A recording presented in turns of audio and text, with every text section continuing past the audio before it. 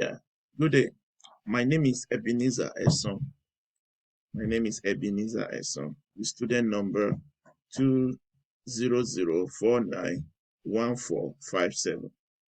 200491457. I'm here this afternoon to present a recording on my assignment 2 for data collection and curation. Before I start, I want to first of all talk about the type of data that I got for this assignment. And the type of data I got for this assignment is taken. I got my data from this website, open.canada.ca. So that's where I got my data, and I got something on school COVID-19 data. So these are the sources of my data I got for 2001, 2021, 2022 school with recent. Then I also got 2020, 2020, 2021. So and I got 4 of those. So this is the first one is my first table, the summary of Ontario School Board COVID-19 cases for 2021 and 2020, 2021. Then the second one is the second data. Then this is my third one. That is third. Where I have this is, those ones are my empty, empty blanks where I need to fill later on in my assignment. Then I got 4 different,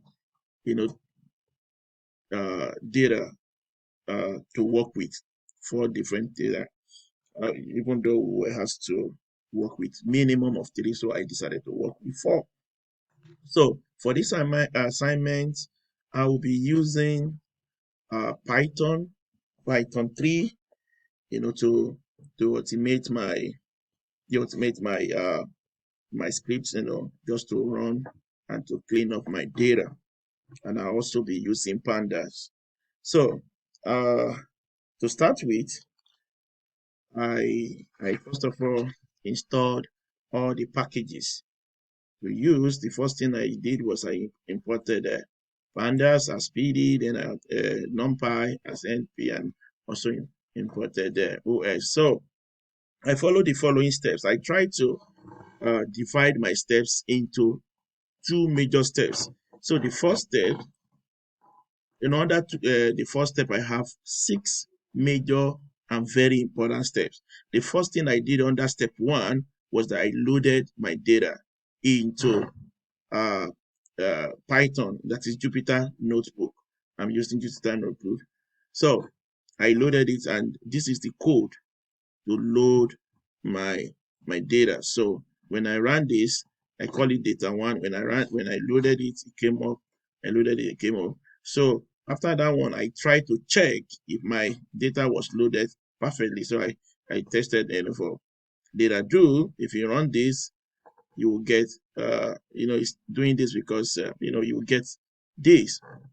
So if you run data 3, you are going to get this as well. So from here, the second point is check what was loaded.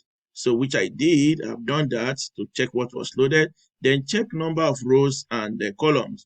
So this is a point that is very important. I want to actually know how many rows and how many any column I will be using. So for my data 1, I ran data1.shape just to get how many rows. So for table 1, I had 70,000 rows and 10 columns. For data 2, which is table 2, I have 20,000 rows and 10 columns. For table 3, the 136 rows and 21 columns. So I try to do this so that I will know that I can handle, even if you run into millions data, I will be able to handle them. So if I can handle something that is close to 100,000 rows, then I should be able to handle 1 million or 2 million, made as large as possible. So So another thing I also did was I tried to check the name of my or, the names of the column, because for instance, if you have about 10,000 columns and you want to know how many columns like this, it is easy here because the highest I have here is 21 column, which is table 2 and table, which is I can easily do like this and get it. But in the senior we have tens of thousands of such. How can I check it? So I try to run data one column this just to show me how many, the names of my, what is it called, my columns. It will list it. Same thing, like look at this 21, that is table 3 and table 4, you see. So if I have them in millions too, that's how it's going to list them. So that this is necessary because it will enable you to see through. You can just come through what you have, the names of your column. So which I have actually done here. I just look at it, it is okay. But in my the next step, which is changing of column case, to some people it may not make sense to them, but to me, because number one, because of my sight, I use glasses, and secondly, I so much cherish stuff when you are looking at it physically, when you see it. So because of that, I decided to change my column, because even if I want to work with millions of data, I will need to change this. So I try to change the case of my own data. So I made them capital. So what I did was I just changed them, turned them into capital, by running this code, which means that, data 2 column, you should go to upper, just change everything to upper. You can see it now, that now it is feasible, very interesting now. Looking at it now, oh, it looks pretty, pretty well because of my site. And so then the next one, very important point at this point, is that we need to check for any missing data. So looking at this, I quickly run is no command. So running is no command. Anywhere you see false means that there's no missing data there. But anywhere you see true, it knows that there is missing data. So that means in data 1 we have some missing data. In data 2, which is table 2, there is no missing data. Then in table 3 we have a lot of missing data. Then in the table 4 there's no missing data. So the second step, I said that I broke them into two. The second step into to clean my data. So what I did was, the first thing I did in cleaning my data was I renamed some of the columns. Like initially we're looking at this, like dates, it said collected dates and reported dates. So I tried to change it here to initial date and final dates. And how do I do that? I ran this code rename. So rename, this is the old name and this is the new name. And when I did that, it gave me that. So after I've done that, the next thing I did was I deleted any column that is not making sense to me. Then after that, I also fill in the missing data, just to prepare it for further analysis. So because of time, let me quickly run through deleting data. So there was a data,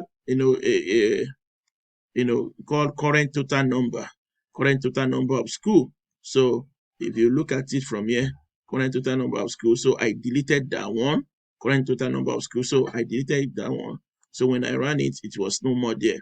So I also did it here. I ran it and it was no more. So now that's take me to the very important step, and that's the last step, which is filling.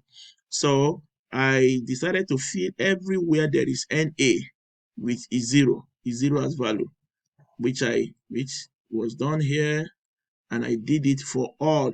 Let's go and check table 3, which had a lot of zeros, a lot of empty spaces. Now you can see now that everything is that have been replaced by zeros. So that means that now after I've done that, it is now time for me to export my data into CSV in preparation for for further analysis. Yeah. So what I did when I ran clean data, just to save it, I ran it to save it in my C on my computer. So when you run this, let's run this. It will tell me that I have it already because it's there. It will just tell me that permission is denied because it's there. So that's why it's not going to be coming up. So, but when I run it, let me show you where you will find it. When you run it, it will be. Let me show you that quickly. Look at there. Go to assignment. So you see, it's here. Clean. This is for clean one. I think I even got them here. Clean for the, you see. You remember I changed it to initial date. You remember also that I changed everything, all the title to capital. I can show you the non-clean one. You see collected data. You see how it was before. So compare it with the clean data. You see that it was changed. Then table 2, look at it. But compare it with the clean table 2, you see that it was changed. And it was now the table 3 that looks very empty. Look at this one, very empty. Look at it. Let's check clean table 3. You can see that there is no empty space again. So now it is loaded. It is on my C drive and it's ready to be loaded into Hadoop for further analysis. Thank you.